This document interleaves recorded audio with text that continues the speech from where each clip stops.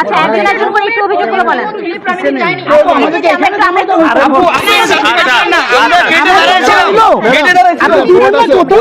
পর্যন্ত সকল প্রার্থী যেতে পেরেছে, তার আগে পোস্টার লাগিয়ে আপনি বলুন কি হয়েছে বলুন তো।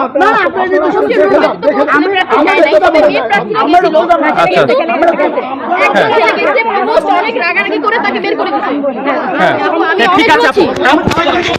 আমি একজন গেছিল ভিতরে, আমাদের প্রবোধ তাকে বলছে ভিতরে যাওয়া নিষেধ, তারপরে প্রবোধ তাকে বের করে দিচ্ছে। এখন অব্দি সুষ্ঠু ভোট হচ্ছে।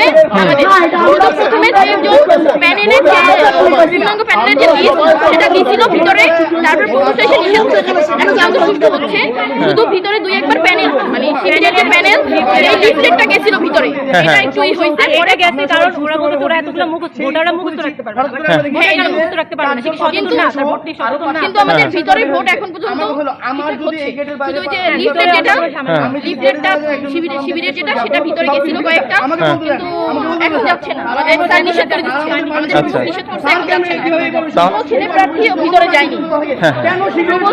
একজন দুজন গেছিল, তাদেরকে নিষেধ করছে, তারা বের হয়ে আসছে।